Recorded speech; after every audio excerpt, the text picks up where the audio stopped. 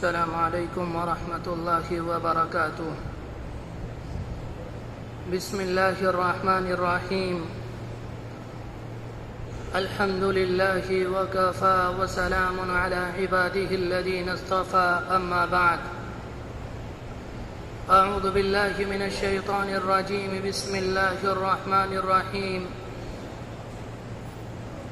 قل تعالوا أتل ما حرم ربكم عليكم ألا تشركوا به شيئا وبالوالدين إحسانا ولا تقتلوا أولادكم من إملاق نحن نرزقكم وإياهم ولا تقربوا الفواحش ما ظهر منها وما بطن ولا تقتلوا النفس التي حرم الله إلا بالحق ذلكم وصاكم به لعلكم تعقلون ولا تقربوا مال اليتيم إلا بالتي هي أحسن حتى يبلغ أشده وأوفوا الكيل والميزان بالقسط لا نكلف نفسا إلا وسعها وإذا قلتم فاعدلوا ولو كان ذا قربى وبعهد الله أوفوا ذلكم وصاكم به لعلكم تذكرون وأن هذا صراطي مستقيما فاتبعوه ولا تتبعوا السبل فتفرق بكم عن سبيلي ذلكم وصاكم به لعلكم تتقون. صدق الله العظيم. وقد قال النبي صلى الله عليه وآله وسلم: الدين النصيحة او كما قال علیہ الصلاۃ والسلام.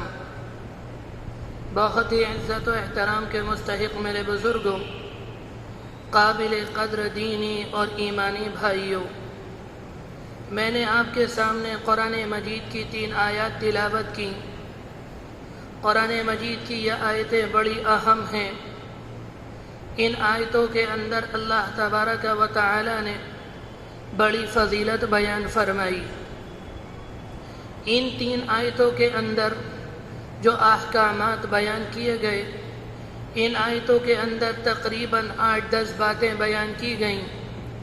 اگر کوئی اللہ کا بندہ اس پر عمل کرے گا تو اس کی زندگی درست ہو جائے گی. اگر ہم عمل کریں گے ہماری اجتماعی، انفرادی، ثقافتی زندگی درست ہو جائے گی. اسی طرح سے اگر ہمارے درمیان جو افتراق اور انتشار ہے جو ہمیں نظر آ رہا ہے، ان آیتوں کے اندر جو باتیں بیان کی گئیں وہ ساری کی ساری باتیں دور ہو جائیں گی. اسی طرح سے ہمیں اپنے درمیان جو جھوٹ اور بدعہدی، حق تلفی، لوٹ مار وغیرہ نظر آ رہی ہیں، یا فواحش، برائی اور عریانیت وغیرہ نظر آ رہی ہے، یا گھریلو اور خاندانی نظام کی تباہی اور بربادی جو نظر آ رہی ہے، ان آیات کے اندر جو احکامات دیے گئے اگر ہم ان پر عمل کریں گے تو ساری کی ساری خرابی اور یہ برائیاں دور ہو جائیں گی.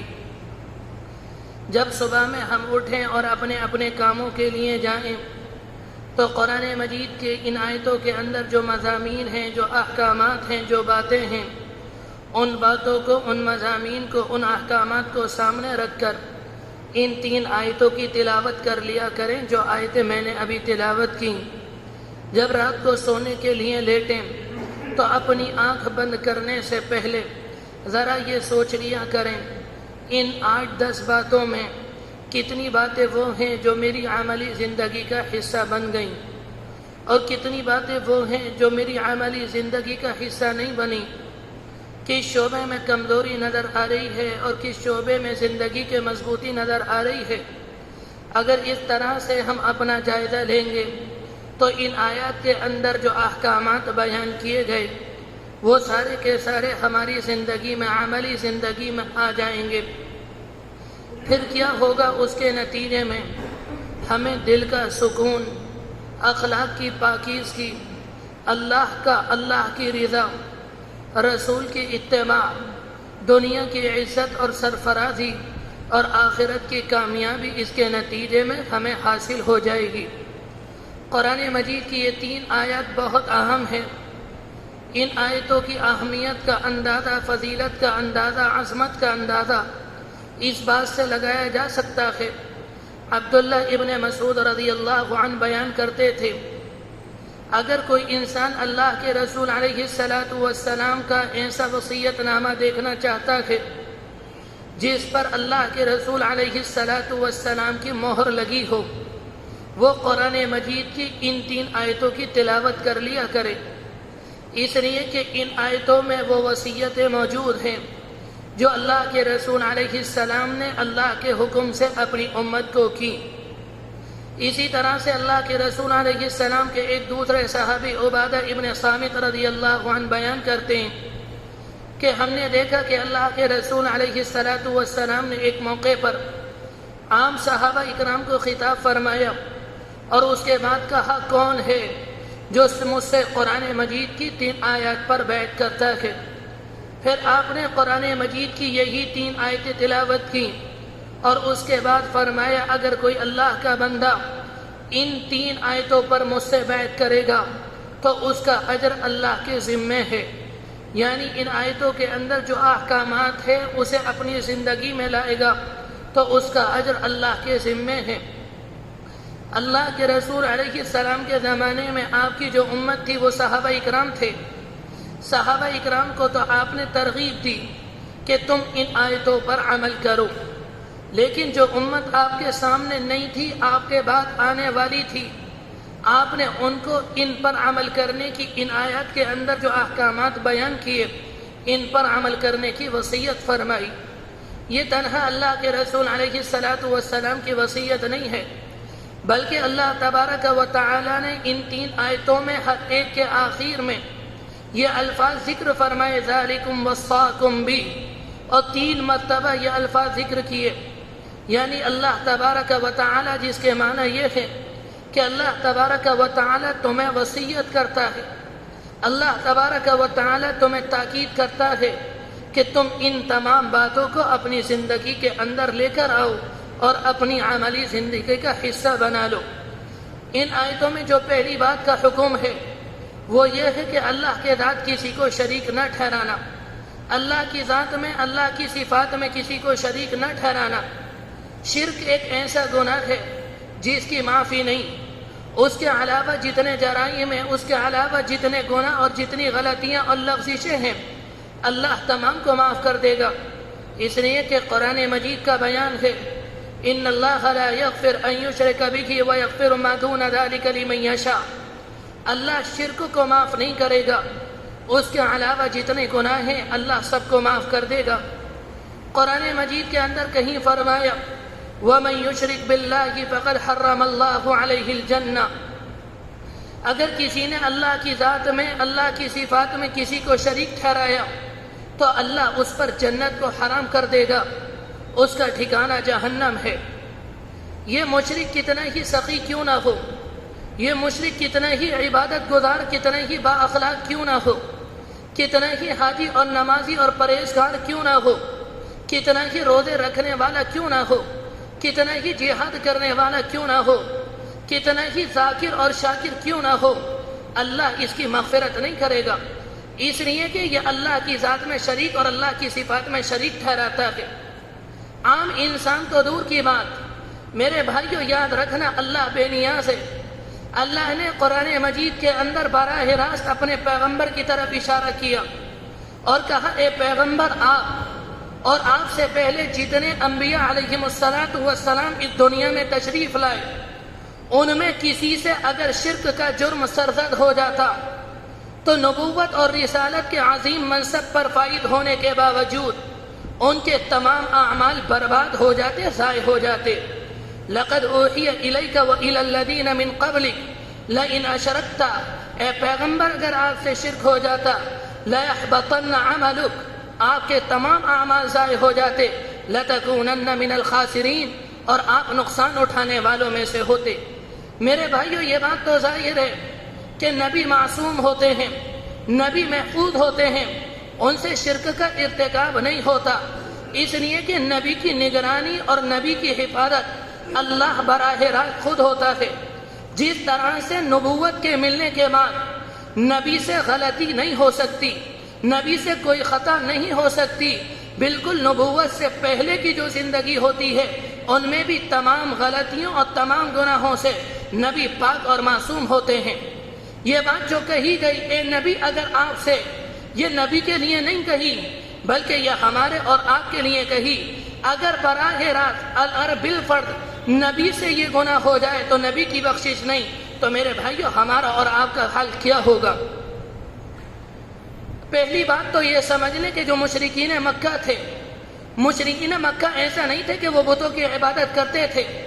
مشرکین مکہ اللہ کو ایک مانتے تھے، مشرکین مکہ صدقہ بھی کرتے تھے، مشرکین مکہ خیرات بھی کرتے تھے، ساری کی ساری نیکیاں کرتے تھے، لیکن وہ اللہ کی ذات میں، اللہ کی صفات میں شریک ٹھہراتے تھے، جس کی وجہ سے انہیں بخشا نہیں گیا۔ یہ مشرک اتنا بدنصیب ہوتا ہے، اگر وقت کا نبی اس کے جانے کے بعد اس کے لیے مغفرت کی دعا کرے، اللہ جب بھی اس کی مغفرت نہیں کرتا۔ اللہ کے رسول علیہ السلام جب اس دنیا کے اندر تشریف لائے تو ایسا تو تھا نہیں کہ ایک دن کے اندر مکے کے سارے لوگ مسلمان ہو گئے ہوں، بلکہ کسی کا باپ مسلمان تھا تو بیٹا کافر تھا، اگر بیٹا مسلمان تھا باپ ایمان لایا تھا، اگر ایک بھائی ایمان نہیں لایا تو دوسرا بھائی ایمان لایا تھا۔ گھر میں چند لوگ ایسے تھے جو ایمان والے تھے اور چند لوگ ایسے تھے جو ایمان والے نہیں تھے۔ جب ان کا انتقال ہوتا یا وہ لوگ دنیا سے چلے جاتے، جو ایمان لائے نہیں ہوتے، ان کے گھر میں جو ایمان والے ہوتے وہ اپنے عزیزوں کے لیے مغفرت کرتے۔ ایسے ہی جب ابو طالب دنیا سے گئے تو اللہ کے رسول علیہ السلام نے ان کے لیے مغفرت کی۔ اس موقع پر قرآن مجید کی آیت آئی، ما كان للنبي والذين آمنوا ان يستغفروا للمشركين ولو كانوا اولي قربى من بعد ما تبين لهم انهم اصحاب الجحيم۔ کسی نبی کے لیے اور ان لوگوں کے لیے جو نبی کے اوپر ایمان لے کر آئے، خبردار وہ ان لوگوں کے لیے مغفرت نہ کرے جو حالت کفر میں اس دنیا سے چلے گئے، اس لیے کہ ان کا ٹھکانہ جہنم ہے۔ مشرک وہ بدنصیب ہوتا ہے اگر وقت کا پیغمبر اس کے جنازے نماز پڑھا دے، اس کے جنازے کی نماز پڑھا دے، اللہ تب بھی مغفرت نہیں کرتا۔ عبداللہ ابن ابی جو منافقین کا سردار تھا، ان کے بیٹے حضرت عبداللہ یہ اللہ کے رسول علیہ السلام کے سچے صحابی رسول تھے۔ ایک وقت آیا عبداللہ ابن ابی کا انتقال ہو گیا اور اس کے بیٹے اللہ کے رسول علیہ السلام کی خدمت میں آئے اور آ کر کہا، اللہ کے رسول مجھے معلوم ہے میرے باپ نے آپ کو سب سے زیادہ پریشان کیا، شاید مدینہ کے سماج میں کسی نے آپ کو اتنی تکلیف نہ دی جتنی میرے باپ نے آپ کو دی۔ اما عائشہ پر اس نے تہمت لگائی، غزوہ احد میں اس نے دھوکہ دیا اللہ کے رسول کو۔ کوئی موقع ایسا نہیں ملتا جہاں اس خبیث نے، اس ملعون نے اللہ کے رسول علیہ السلام کو تکلیف نہ دی ہو۔ اللہ کے رسول رحمت للعالمین بن کر دنیا کے اندر آئے تھے۔ آپ کی رحمت یہودیوں اور عیسائیوں کے لیے، مشرکین کے لیے، سب کے لیے عام تھی۔ ایسا نہیں تھا کوئی آپ کی رحمت سے آپ کسی کا استثناء کیا ہو۔ جب اس کا انتقال ہوا، اس کے بیٹے عبداللہ آپ کے پاس آئے اور کہا، اللہ کے رسول میرا باپ منافق تھا، میں چاہتا ہوں آپ اپنی قمیص دے دیجئے تاکہ آپ کی قمیص کی وجہ سے اللہ اس کے عذاب میں تخفیف کر دے۔ اللہ کے رسول رحمت للعالمین تھے، آپ نے اپنی قمیص دے دی، اسے غسل دیا گیا۔ اللہ کے رسول علیہ السلام کی قمیص پہنائی گئی۔ جب اس کی میت تیار ہو گئی، نماز کا وقت آیا، ان کے بیٹے حضرت عبداللہ جو صحابی رسول ہیں، یہ اللہ کے رسول کے پاس آئے اور آ کر کہا، اللہ کے رسول ایک درخواست اور ہے کہ آپ میرے باپ کی جنازے نماز پڑھا دیں۔ اللہ کے رسول رحمت للعالمین تھے، آپ نے انکار نہیں کیا۔ آپ آئے، آپ جنازے کے پاس کھڑے ہوئے نماز پڑھانے کے لیے۔ صحابہ اکرام کی صفیں بندھی ہوئی تھی اور کوئی بولنے کو تیار نہیں، اس لیے کہ وقت کا پیغمبر خود نماز پڑھا رہا ہے۔ عمر رضی اللہ عنہ سے رہا نہ گیا، صفوں کو چیرتے ہوئے آئے اور آ کر اللہ کے رسول کی قمیص پکڑ لی۔ شاید تاریخ میں یہ پہلا واقعہ ہوگا جہاں آپ کا ایک امتی آپ کو قرآن مجید کی آیت پڑھ کر سناتا ہے اور آپ سے آ کر حضرت عمر نے کہا، اے اللہ کے رسول، اللہ قرآن مجید میں کہتا ہے، استغفر لهم او لا تستغفر لهم ان تستغفر لهم 70 مرہ فلن یغفر اللہ لهم۔ اے نبی، اگر آپ ان کے لیے استغفار کریں یا نہ کریں، یا آپ ان کے لیے 70 مرتبہ استغفار کریں، اللہ اس کی مغفرت نہیں کرے گا۔ لیکن اللہ کے رسول علیہ السلام نے حضرت عمر کی طرف توجہ نہ دی. آپ نے نماز پڑھائی. اس کے بعد قرآن مجید کی آیت آئی وَلَا تُصَلِّ عَلَىٰ أَحَدٍ مِّنْهُمْ مَاتَ أَبَدًا وَلَا تَقُمْ عَلَىٰ قَبْرِهِ. اے پیغمبر اگر کسی مشرک کا انتقال ہو جائے، اے پیغمبر اگر کوئی منافق دنیا سے چلا جائے، آپ اس کی نماز نہ پڑھائیں، آپ اس کی قبر پر کھڑے نہ ہوں. اللہ کے رسول نے نماز پڑھائی. ایک وقت آیا اسے دفن کر دیا گیا. صحابہ اکرام آپ کے پاس بیٹھے ہوئے تھے. عبداللہ ابن ابی کے بیٹے عبداللہ اس میں موجود نہیں تھے. آپ نے صحابہ اکرام سے یہ بات ارشاد فرمائی. جب اسے قبر کے اندر دفن کیا گیا، اللہ کا فرشتہ آیا اور اس کے جسم سے میری قمیص کو اٹھا کر الگ کر دیا اور اللہ نے اس کی قبر میں آگ بھر دی. میرے بھائیو، مشرک وہ بدنصیب ہوتا ہے اگر وقت کا پیغمبر اس کے لیے مغفرت کی دعا کرے یا وقت کا پیغمبر اس کی نماز جنازہ پڑھائے. اللہ جب بھی مغفرت نہیں کرتا. ہو سکتا کہ بہت سے بھائیوں کے ذہنوں میں خیال آئے کہ ہم بھی نماز پڑھنے والے، ہم بھی اللہ کو ایک ماننے والے، ہم بھی رسول اللہ کو اللہ کا رسول ماننے والے، ہم بھی قرآن مجید کو اللہ کی کتاب ماننے والے، ہم بھی فرشتوں کو اللہ کا فرشتہ ماننے والے، ہمارا یقین ہے، ہمارا ایمان ہے کل قیامت میں مرنے کے بعد دوبارہ اٹھائے جائیں گے. ہم مشرک کیسے ہو سکتے ہیں؟ میرے بھائیوں، آپ کو معلوم ہے کہ مسلمانوں کے اندر کتنے لوگ ایسے ہیں جو اللہ کو بھی سجدہ کرتے ہیں اور مزاروں کو بھی سجدہ کرتے ہیں، جو اللہ سے بھی اولاد مانگتے ہیں، جو مزاروں سے بھی اولاد مانگتے ہیں، جو اللہ کے سامنے بھی اپنی پریشانی رکھتے ہیں اور مزاروں کے سامنے بھی اپنے پریشانی رکھتے ہیں. کتنے لوگ ایسے ہیں جو اولیاء کے لیے، جو نبی کے لیے، جو انبیاء کے لیے یہ عقیدہ رکھتے ہیں، یہ ہر جگہ حاضر ہیں، یہ ہر جگہ موجود ہیں. اگر ہم انہیں پکارتے ہیں یہ ہماری پکار سنتے ہیں، اگر ہم ان سے مدد طلب کرتے ہیں یہ ہماری مدد کو پہنچتے ہیں. اگر قبر میں ہمیں عذاب ہوگا یہ ہمیں بچائیں گے. اگر خدا نہ خواستہ کل اللہ نے ہمیں جہنم میں ڈال دیا، یہ نبی یا اولیاء ہمیں اللہ کے عذاب سے بچا لیں گے. میرے بھائیوں، میں دوسرے لوگوں کی بات نہیں کرتا، میں اپنے مسلک کے لوگوں کی بات کرتا ہوں. کتنے لوگوں کے بارے میں مجھے معلوم ہے جو اپنے آپ کو دیوبندی کہلانے والے، جو یہ کہتے ہیں ہم مسلک دیوبند سے تعلق رکھتے ہیں، ان کے بارے میں کتنی مرتبہ سننے کو ملا وہ مزاروں پر گئے اور وہاں جا کر انہوں نے چادریں چڑھائی، وہاں جا کر انہوں نے اولادیں مانگی، وہاں جا کر انہوں نے پریشانی رکھی. میرے بھائیوں، یاد رکھنا یہ شرکی عقائد ہے. آج وقت ہے توبہ کر لیں. اگر توبہ نہ کی اسی حالت میں دنیا سے چلے گئے. قرآن مجید نے بیان کر دیا قد حرم اللہ علیہ الجنہ، اللہ ان پر جنت کو حرام کر دے گا. ومأواہ النار، ان کا ٹھکانہ جہنم ہے. اس آیت کے اندر پہلی بات یہ ارشاد فرمائی اگر کسی نے شرک کیا اللہ اس کی مغفرت نہیں کرے گا. دوسری بات یہ بیان فرمائی کہ والدین کے ساتھ حسن سلوک کرنا، والدین کا خیال کرنا، والدین کا خیال کرنا، والدین کا اہتمام کرنا، انہیں تکلیف نہ پہنچانا. اگر آپ قرآن مجید پڑھیں گے تو کتنے مقامات ایسے ہیں جہاں اللہ تبارک و تعالی نے پہلے عقیدہ توحید اختیار کرنے کی اور شرک سے بچنے کی دعوت دی، شرک سے بچنے کی تاکید کی، اس کے فوراً بعد والدین کے ساتھ حسن سلوک کی تاکید کی. کہیں فرمایا وَإِذَا خَذْنَا مِيثَاقَ بَنِي إِسْرَائِيلَ لَا تَعْبُدُونَ إِلَّا اللَّهَ، ہم نے بنی اسرائیل سے اس بات کا عہد لیا کہ اللہ کے ساتھ کسی کو شریک نہ ٹھہرانا، صرف اللہ کی عبادت کرنا اور والدین کے ساتھ حسن سلوک کرنا. کہیں فرمایا وَاعْبُدُوا اللَّهَ وَلَا تُشْرِكُوا بِهِ شَيْئًا وَبِالْوَالِدَيْنِ إِحْسَانًا. قرآن مجید کی ان آیات سے اندازہ ہوتا ہے کہ نیک کام میں سب سے پہلے اللہ کی عبادت کا حق ہے اور اللہ کی عبادت کے بعد اگر کسی کا حق ہے یا کسی کا درجہ ہے وہ والدین کی خدمت کا درجہ ہے. قرآن مجید کی کتنی آیتیں تو ایسی ہیں جہاں پر اللہ نے پہلے عقیدہ توحید کو بیان کیا، اس کے فوراً بعد والدین کے ساتھ حسن سلوک کو بیان کیا. لیکن اس کے علاوہ قرآن مجید کے اندر ایسی بھی آیتیں ہیں جس میں نہ نماز کو بیان کیا، جن میں نہ روزے کو بیان کیا، جن میں نہ زکوٰۃ کو بیان کیا، جن میں صرف والدین کے ساتھ حسن سلوک کو بیان کیا.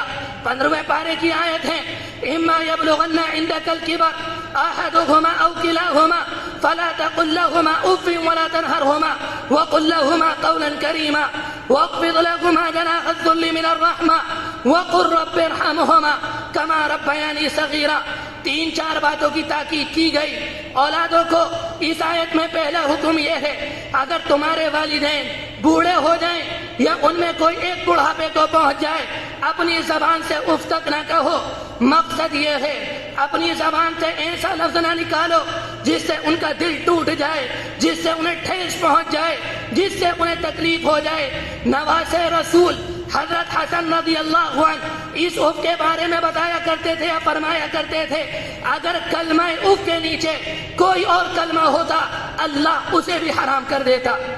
مفسرین اکرام نے اس اف کے بارے میں یہ بات لکھی ہے، اگر بڑھاپے میں کبھی تمہارے والدین کا جسم ناپاک ہو جائے، ان کے کپڑے ناپاک ہو جائیں، ان کا ستر ناپاک ہو جائے، جس موقع پہ تم ان کے جسم کو صاف کر رہے ہو یا جس موقع پر تم ان کے کپڑے کو پاک کر رہے ہو، تو تمہاری زبان سے اف تک نہ نکلے، اس لیے کہ جب تم بچپن میں تھے تو تم بھی تو کپڑوں کو ناپاک کرتے تھے، وہ بار بار تمہیں پاک کرتے تھے، بار بار تمہارے کپڑوں کو صاف کرتے تھے۔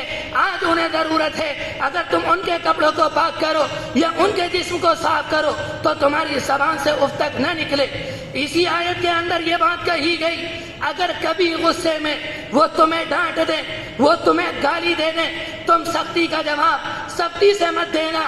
اس کے بعد یہ کہا تمہیں ان کی خدمت کرنی ہے، رب ارحمہما کما ربیانی صغیرا، ساتھ میں ان کے لیے دعا کرنی ہے، ان کے لیے دعا کرنی ہے، اے اللہ یہ بوڑھے ہو چکے، ان کی تکلیف کو دور کر دیجئے، ان کی پریشانی کو دور کر دیجئے، مجھے ہمت دے دیجئے، مجھے طاقت دے دیجئے، اور ان کا خاتمہ ایمان پر کر دیجئے، ان کا خاتمہ کلمے پر کر دیجئے۔